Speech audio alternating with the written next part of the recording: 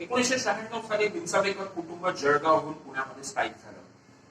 सुशील विंचवेकर हे कुटुंबाचा उदरनिर्वाह करण्यासाठी रिक्षा चालवू लागले.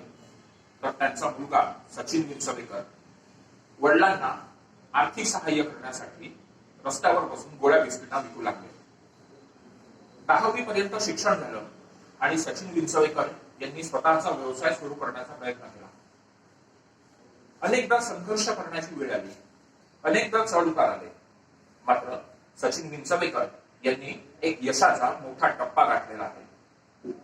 अवघ्या 10वी पर्यंत शिक्षण, प्रचंड मेहनत आणि प्रचंड मेहनतीच्या वर्षावरती सचिन विंचवेकर यांनी केवळ कोट्यावधीचा व्यवसायच उभारला नाही, तर महाराष्ट्रातल्या असंख्य तरुणांना रोजगाराच्या संधी उपलब्ध करून दिल्या. नेमकी कशी होती सचिन विंचवेकर यांची यशोगाथा, नेमकी कशी होती त्यांची संघर्ष गाथा, आज आपण अभिजित भारतच्या या विशेष कार्यक्रमात जाणून घेणार आहोत. नमस्कार, मी राघवेंद्र टोकेकर स्वागत करतो तुमचं अभिजित भारत न्यूज पोर्टलमध्ये आणि थेट भेटून देतो महाराष्ट्रातले प्रसिद्ध उद्योजक सचिन विंचवेकर यांच्याशी. नमस्कार सचिनजी, स्वागत आहे तुमचं अभिजित भारत न्यूज पोर्टलमध्ये. एक मोठा प्रवास, मोठा टप्पा तुम्ही आजपर्यंत पार केलेला आहे. मिसळ दरबार, साई कॅफेच्या माध्यमातून संपूर्ण महाराष्ट्रामध्ये आज तुमचे आउटलेट सुरू झालेले आहे. नेमके हा प्रवास तुमचा 96 पासूनचा जो तुमचा प्रवास आहे त्याच्याबद्दल तुम्ही कसं सांगा? तसं बघायचं 96ला जळगावला येण्याचं रिझन म्हणजे जळगावला पुण्याला यायचं रिझन म्हणजे मुलं आता बाहेर जाऊ नये, तेच वडिलांची इच्छा होती. त्यामुळे आम्ही तिकडं पूर्ण वाया गेल्यासारखं होतं किंवा लक्ष न देणं शिक्षणात वगैरे, नाही त्या गोष्टी शाळेत न जाणं. मग पुण्याला त्यांनी ठरवलं की आपण पुण्याला आलो फक्त मुलांसाठी. मग पुण्याला आल्यावर आम्ही शिवाजी मराठा शाळेला शिक्षण झालं 10वी पर्यंत. पण शिक्षणात इच्छा खरं सांगू तर माझी नव्हतीच. मला कुठेतरी व्यवसाय करायचा होता. म्हणजे कसं आम्ही जळगाव शहरात होतो ते आम्ही म्हणजे जळगावला मध्यवर्ती सेंट्रल ठिकाण जिथे सगळे उद्योग आणि होलसेल लोक, व्यापारी वर्ग अशा ठिकाणी राहतात. त्यांची मुलं आमच्याबरोबर असल्यामुळे ते आम्हाला एक उद्योगाची सवय लागली. पण घरातलं पैसे किंवा हे गोष्टी माहित न झाली काय तर आम्ही घरात न सांगता आम्ही प्लॅटफॉर्मवर संत्र्याचे गोळे विकलेले आहेत, पेप्सी गोळे विकले आहेत, जे बुड्डी काबा जे आपण म्हणतो आता काय त्याला वेगळी कॅन्डी म्हटलं जाते इंग्लिशमध्ये, तर त्या गोष्टी आम्ही विकलेल्या आहेत. काही बांगड्या वगैरे हातगड्यांना विकल्या आहेत, फटाके विकलेले आहेत. ते फटाके आता आमच्या मित्र परिवारात विकतातच. ते एक कुठेतरी मराठी म्हणजे उद्योग करावा मराठी व्यक्तीने पहिल्यापासूनच एक मराठी माणूस उद्योग करू. मला असं वाटतं की आज तुमची झेप जगाबाहेर चालली आहे, पण तुमचा तो जो उद्योजकता जो स्वभाव होता तो तेव्हापासून मित्र परिवार तो सगळा जॉब करणार नसून जे काय होते घरातली लोक बिझनेस करणार होते आणि तेव्हा आपल्याला शिकायचं ते म्हणायचे हमको क्या आपको बिझनेस सांभाळना है, हमको धंदा ही देखना है, हमको क्या करना पडेल. मग ते सारखे दुकानावर जायचे. आपण काय त्याच्यात आम्हाला उद्योगाची ओढ लागली तेव्हा आपण घरच्यांचा विरोध की व्यवसाय करायचा नाही, तू शिक, तुला काय व्यवसायात नाही. इकडे पुण्यात आमची इच्छा तेच की बिझनेस करायचा. पण कसं तरी 10वी पास झाली, ITI टाकलं. ITI नाही 18 ते 28% फक्त हजेरी. परीक्षेला बसू देतो आणि तिथे लोकां नगरसेवकांना पकडून आम्ही परीक्षेला बसतो. पण परीक्षेला पण जेव्हा बसतो तेव्हा कॉपी करूनच पास झालो. ते झालं ते कॉपी करून पास झाल्यानंतर कधी बघितलं तर पास झाल्यानंतर घरचे म्हणते की जॉबच करायचा. पण आम्हाला जॉब करायचा नव्हता. मग घर बसून घरच्यांना सांगता बाहेर काय नाही का उपक्रम सुरू करत गेलो. उपक्रम सुरू केल्यानंतर कळलं की काहीतरी व्यवसाय करावा, काहीतरी छोट्या मोठ्या गोष्टी. मग फ्रँकली पुण्यात हळूहळू आमचा मित्र परिवार वाढत गेला. मित्रांचे कॉन्टॅक्ट वाढत गेले तर आमचं तोच कर हळूहळू मित्रांबरोबर हळूहळू आम्ही एक पॉलिटिकल बॅकग्राऊंडकडे बोलत गेलो. मग काही नेत्यांबरोबर फिरणे, मित्रांबरोबर फिरणे, काही रॅलींबरोबर फिरणे, हळूहळू त्या माध्यमातून काही पॉलिटिकल बॅकग्राऊंडच्या ओळखी वाढत गेल्या. ओळखी तर वाढत होत्या पण ऍक्च्युअली लोक तर घरच्यांना टेन्शन होतं की मुलगा काय करतोय, दिवसभर बघावं तर बाहेरच असतो, मुलांबरोबर फिरतो.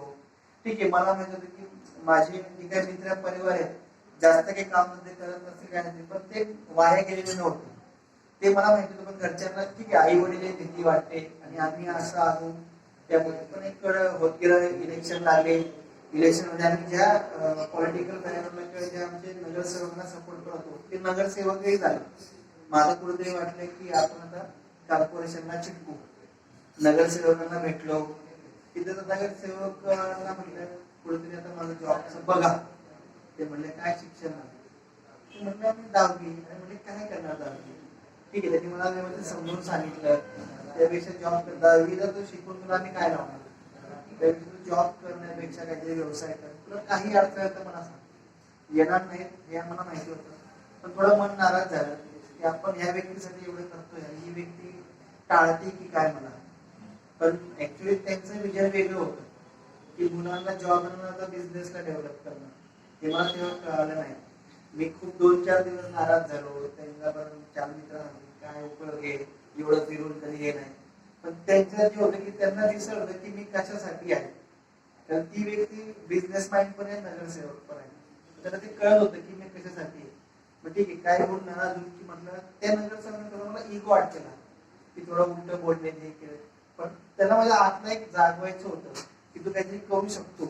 पण ती झोपलेलं होतं, त्यांनी मला उलट बोलणे करून मला ते जागवलं. मित्रांमध्ये मित्र म्हटले काय करायचं नाही म्हणत, मी ठरवलं काहीतरी करून टाकू. आपण एवढं पण फालतू आहेत का की आपण काही करू शकत नाही. मग मी घरी आईशी बोलत, आई म्हटले बाबा माझ्याकडे पैसे नाही, फक्त जे काही करशील घरापर्यंत येऊ नको. तेवढंच एक वडील तर ऍक्च्युली नाहीच म्हणायचे, फ्रँकली सांगितलं. वडिलांचा पूर्ण विरोध. ठीक आहे, तर त्याच्या जागेवर बरोबर होते की पैसा कुठून आणणार, फ्लॉप केला तर मुलगा माझा असा अतरंगी नाहीतरी एखादा उद्योग करतो. पण करायचं ठरलं होतं. काय करायचं, आम्ही मित्रमंडळी काय म्हणतो, रोज मला वैयक्तिक 3 ते रोज मी 5-10 कोल्ड कॉफी पिऊ शकतो. पण आम्ही करतो मग आपण कॉफी शॉपचा बिझनेस करावा हे माझं ठरलं. पण करायचं कुठं तर काय, तर ऍक्च्युली ते करता करता महिन्याभरात माझे मित्र आम्ही बसलेलो होतो. आम्ही बसलेलो असताना एक जस्ट आमच्या नजरेत एक शॉप बंद दिसलं. मग आम्ही ते शॉपच्या ओनरला भेटलो. शॉप होतं 35 स्क्वेअर फीटचं. शॉपच्या ओनरला भेटलो. ते म्हणजे काय करणार, मी म्हणलं चहा किंवा कॉफीचं करणार. पण त्याला फ्रँकली सांगितलं की असं असं आहे, करायचं आहे. माहित नाही ओनरला काय वाटलं. डिपॉझिट न देता आम्ही शॉप घेतलं. आणि घेतल्यावर तर पैसे तर नव्हते, पण शॉप तर घेतलं. मग कोल्ड कॉफी आल्या तर डीप फ्री घेतात, म्हणजे बऱ्याच गोष्टी येतात. म्हणजे 50 ते 1 लाख रुपयाच्या किचनच्या वस्तू येतात. आम्हाला ते मॅनेज करायचं होतं तर 3,000 रुपये केलं, काही ना काही करून 3,000. मग आम्ही थर्माकोलचा बॉक्स गोळा केला. जसं कुल्फीला बॉक्स त्या फोडून कुल्फी, हा तसं मग आम्ही स्टीलच्या टाकीत बर्फ टाकलं. 2 लिटर 1 लिटरची कोल्ड कॉफी नंतर मग ती बनवली. तसा बिझनेस सुरू केला. रोजचं नाही म्हटलं तर स्ट्रगल मध्ये दिवस सुरू होते. बिझनेस तर केला होता. आणि महत्वाचा असा एरिया होता की धनकवडी बालाजीनगर हे पुणे शहरातलं एक वेगळा एरिया की तिथं धनकवडी हे आम्ही जेव्हा सुरू केलं 2006 साली, तेव्हा कधी बघितलं तर धनकवडी हा एरिया आजूबाजूचे जे छोटे शहर आहेत, म्हणजे छोटे गाव म्हणता येईल, भोर, वेल्ला, तिकडनं आलेली पब्लिक, त्याच्याने तो डेव्हलप झाला. 50% लोकल, पण 50% म्हणजे 2006 म्हणजे तेव्हा फक्त उसाचं गुराळ किंवा लस्सी याच्यावरची पब्लिक. तिथं मी कोल्ड कॉफी म्हणजे माझ्यासाठी चॅलेंजिंग होतं. पण हार मानायची नाही. पहिल्यापासून तो ऑलरेडी बिझनेसचा कन्सेप्ट आहेतच. आणि वेट अँड वॉच म्हणजे कुठला पण बिझनेस थांबून करावं आणि थांबावं. तर ते करता करता तो जो वेट अँड वॉच जो आहे, हे एक मला मारवाडी कस्टमर मला सांगून गेला. त्या म्हणतात तू नुसतं बघावत्या बसलेला असतो. मी म्हटलं हा. म्हटलं मग कसा बिझनेस होईल, तर मी सांगितलं की होईल. ते म्हणजे तू मराठी आहे का? मी म्हटलं हो. म्हणजे तू वाटत नाही मराठी. मी म्हटलं का? म्हणजे मराठी माणूस थांबत एवढे 6-6 महिने वर्षभर, तर तू कसा थांबलास? मी म्हटलं सर आज ना कल तो होएगा. ते मला काम दिला, बेटा 3 साल एक जगह पे रुक, तू बहुत बड़ा हो सकता है. क्योंकि मारवाड़ी गुजराती जो भी बिजनेस रहता है 2 साल 3 साल एक जगह पर कोई रुकता है तो उसको बिझनेस डेव्हलप होत आहे. तर आम्ही त्या गोष्टी विसरलो नाही. आणि तो काय मंत्र त्या व्यक्तीचा मला एवढा उपयोगी पडला की मी तिथे होतो 6 महिने ते वर्षभर. आमची कॉफी शॉपचा जो बिझनेस होता फक्त 8 आणि 10 ग्लास 4 ग्लास दिवसभरात जायचे. ती 10 रुपयाची एक कोल्ड कॉफी होती, ती 40 ते 100 रुपये दिवसाचा सेल होता. तो आम्ही 1.5 वर्षानंतर 2400 रुपये म्हणजे 240 ग्लास तर 300 ग्लासवर दिला होता. आणि तोच आता जरी लॉकडाऊनच्या पहिले बघितला तर 800 ग्लासवर आम्ही दिलेला आहे. आणि आता लॉकडाऊन मुळे थोडासा बिझनेसला ऑलरेडी अख्ख्या जगालाच फरक पडलेला आहे. पण आम्ही त्याच्यात पण आम्ही आमची स्ट्रॅटेजी चेंज केली आणि आमचा परत जो बिझनेस आहे आम्ही परत बूम केलेला आहे. आणि तोच मग करता करता कॉफी शॉप तर हा 2006 ला झाला.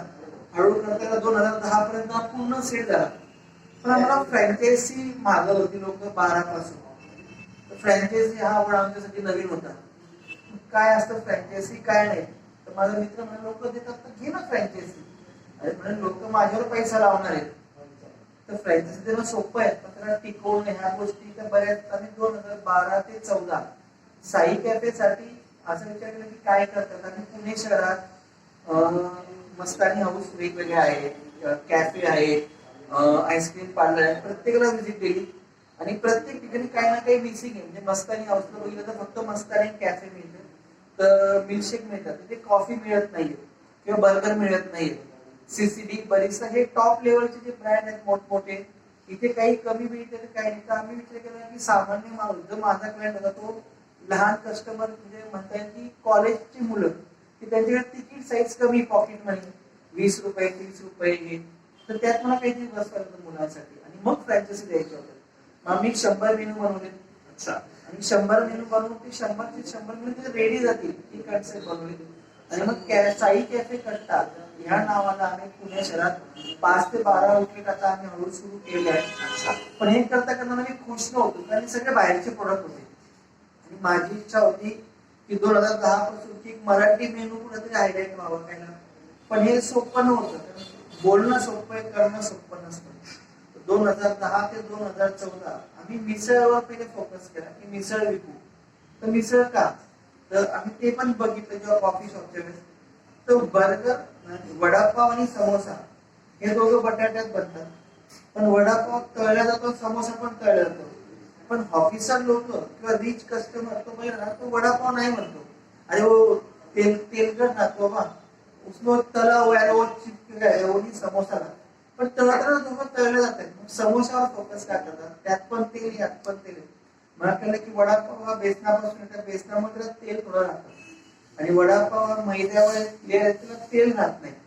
मग आम्ही फोकस केलं की असं मग मिसळ पण आहे की मिसळ नाही म्हटलं तर अख्ख्या भारतात जेव्हा मान्सून महाराष्ट्रात येतो आणि खूप खूप पुणे मुंबई इथे तो मिसळ खातोच. मग मिसळचा प्रभाव कसा वाढत नाही असं आम्हाला कळलं तेव्हा की बरेच आउटलेट आहे. म्हणजे महाराष्ट्रात मिसळ प्रत्येक राज्यात म्हणजे सॉरी प्रत्येक सिटीत मिसळची देण्याची पद्धत वेगळी आहे, मिसळची चव वेगळी आहे, प्रत्येक जण मिसळ वेगळी देतो. मग आपल्याला काहीतरी वेगळ्या पद्धतीने करू शकतो का, त्याच्यावर विचार केला. 2010 ते साधारणपणे तुमचा जो मिसळचा प्रवास होता तो कधीपासून सुरू केला? मिसळ दरबारचा प्रवास ऍक्च्युली मिसळ दरबार येणं आमचं 2015 वगैरे फायनल झालं. पण मिसळ देण्याची इच्छा ही 2010 मी ठरवलं की आपण मराठी मेनू काहीतरी. 2010 ते 2014 आम्ही फक्त घरातल्या घरात मिसळ बनवायचो, काहीतरी करायचो. घरात काय म्हणजे काय चालू आहे, मला काहीतरी करायचं आहे. अरे असं मी आईला सांगायचं की आपण वेगळं काहीतरी करायचं. आई म्हणजे असं काही नाहीये आणि असं कोण खाणार पण नाही.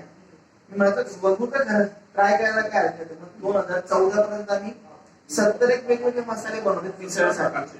हा जेव्हा मी विचार केला होता की आपण मिसळ, आम्ही नगरसेवक नाही सांगितलं होतं की असं ते म्हणजे असं काही नसतं आणि कोण खाणार आहे काय आहे, काय एक मिसळ ठीक आहे असं ते म्हणायचे. म्हणजे ट्राय करू.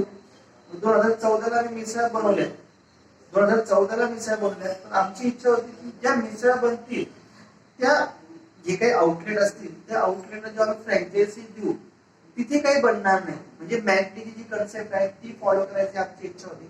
मग यासाठी आमच्याकडे टेक्निशियल नॉलेज नव्हतं. मग मी 2014 ते 2017 ऑलरेडी मिसळच्या टेस्टिंग इतर लोकांना दिल्या. टेस्टिंग मधून आम्हाला काही रिपोर्ट चांगले मला आले. असं वाटतं की त्यासाठी तुम्ही दारोदार फिरले, पुण्याच्या अनेक घरांमध्ये मिसळ वाटली, फ्री मध्ये वाटली आणि त्या लोकांकडनं तुम्ही टेस्ट कलेक्ट केला. नेमकी तो प्रयोग कसा होता तो आम्हाला जाणून घ्यायचा. आता फ्रँकली सांगू तर ती जी स्ट्रॅटेजी होती आणि ऍपलची स्ट्रॅटेजी वापरली. अच्छा.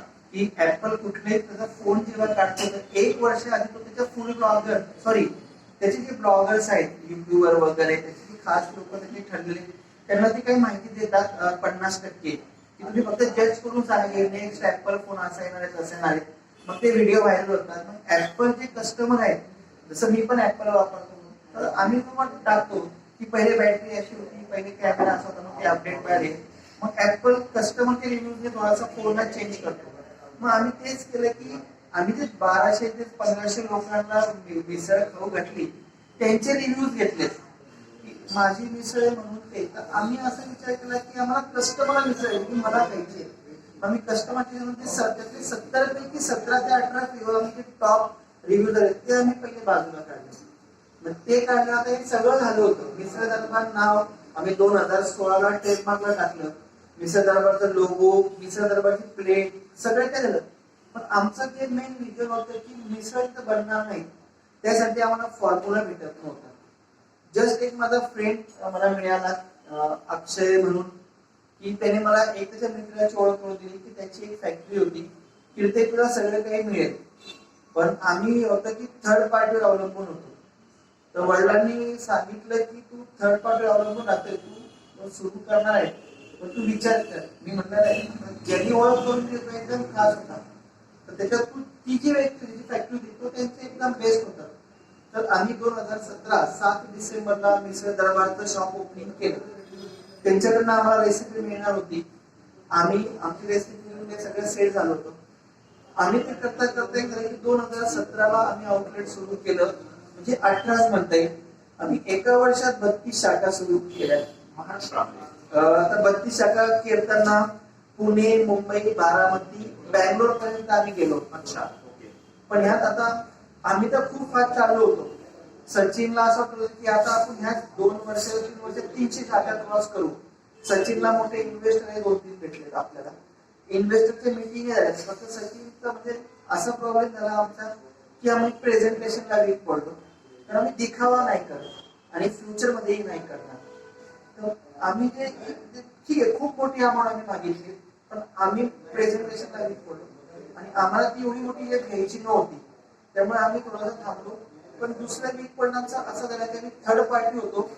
तर जुलै सप्टेंबर नंतर 2018ला आम्ही ज्या व्यक्तीवर अवलंबून होतो, ज्या फॅक्टरीवर अवलंबून होतो त्यांच्याकडनं आम्हाला प्रोडक्ट मिळत नव्हतं. आम्हाला मिसळ म्हणजे मस्करी म्हणजे कधी आम्हाला सांगायला आनंद होतो की मिसळ दरबार 2018 मध्ये महिन्याला 22 टन मिसळ विकत होती. अरे बापरे. पण आम्हाला मिळत होती मिसळ फक्त 2-5 टन. अरे बापरे.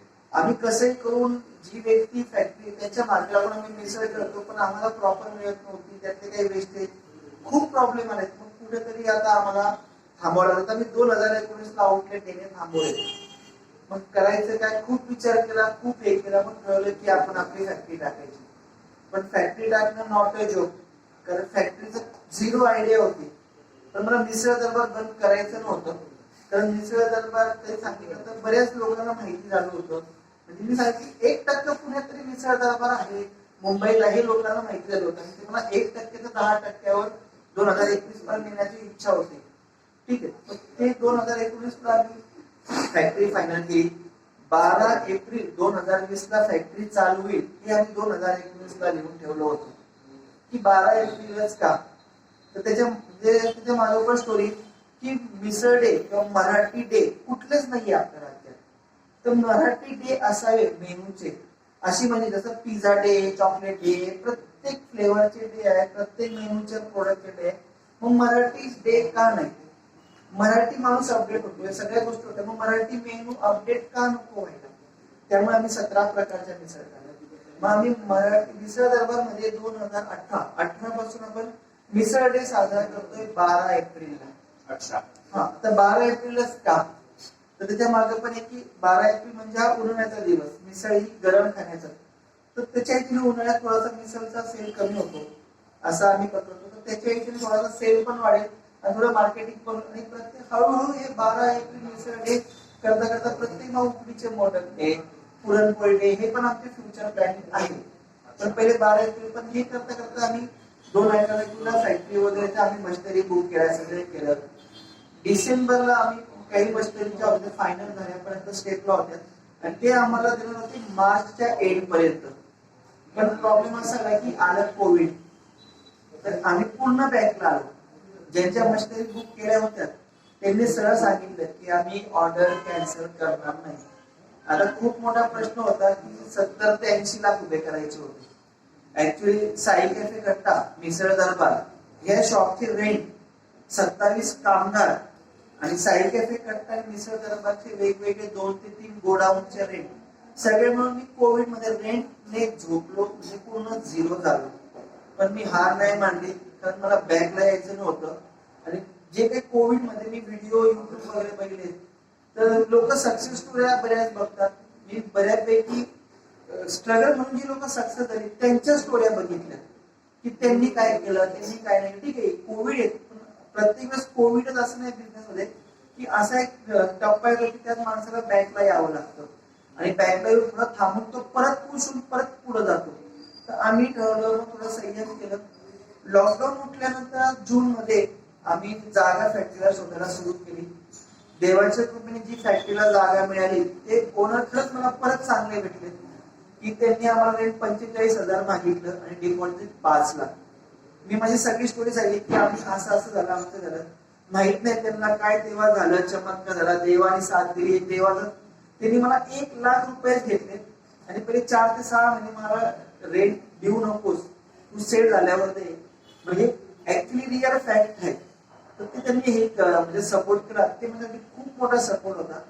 मग आम्ही हळू करत 2020 ऑक्टोबर मध्ये आम्ही फॅक्टरी सुरू केली. मग 2020 ला करताना आम्ही परत तेव्हा 5 ते 6 आउटलेट होते. मग परत बूम करायचे तर जे जुने आउटलेट त्यांना भेटून काही ते आम्ही सुरू केले. आणि परत 2021 ला आम्ही स्ट्रॅटेजी बनवली की 2021 आम्ही 24 ते 23 आउटलेट आम्ही ओपन करू. आम्ही स्ट्रॅटेजीनुसार जानेवारी, फेब्रुवारी, मार्च प्रत्येक महिन्याला एक आउटलेट टाकले सुद्धा. पण परत एप्रिलला कोविड सेकंड लाट आली. आमचे जे फ्रँचायझी इन्व्हेस्टर होते नवीन घेणारे ते घाबरलेत आणि आमच्या परत पुढच्या 12 ते 15 ओपनिंग थांबल्यात.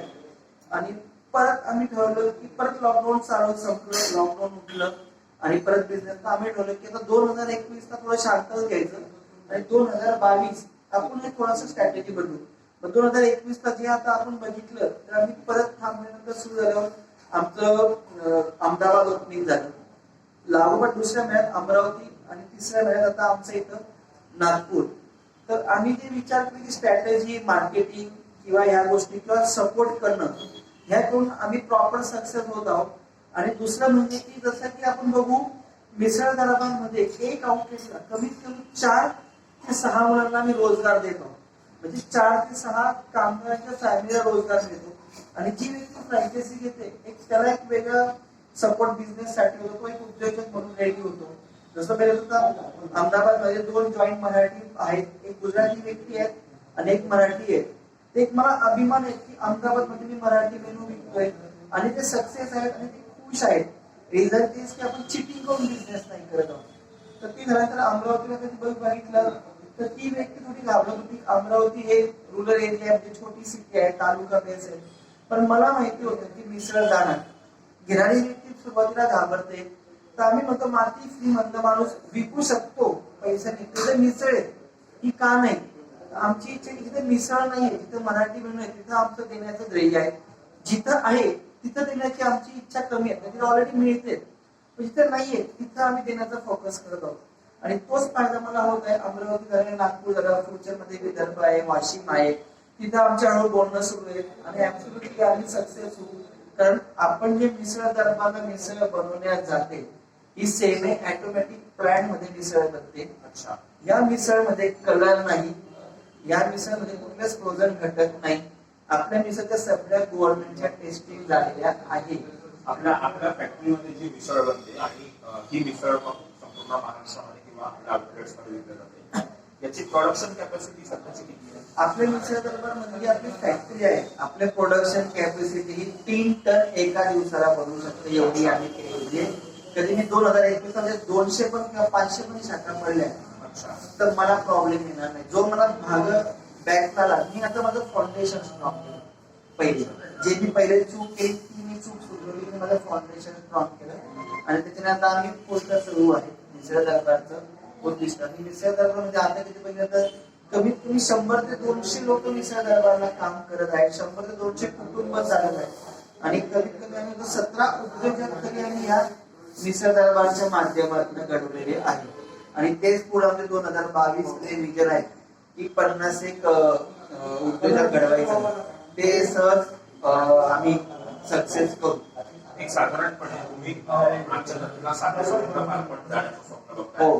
भारताच्या बाहेर तुम्ही आउटलेट सुरू करताय. नेमकी त्याबद्दल काय सांगाल? आता फ्रँकली सांगू तर आमचा तर टार्गेट आहे की 2026 पर्यंत, आम्ही 23 ठरलं होतं पण विकेंड लॉकडाऊन कोविड यामुळे मी 3 वर्ष थोडं बँकला हे करून 3 वर्ष आम्ही ते पुढे ढकलले की पहिले आम्हाला 2026 पर्यंत फक्त भारत देशात आपल्या मिसळ दरबार किंवा मराठी मेनू वाढवायचा आहे.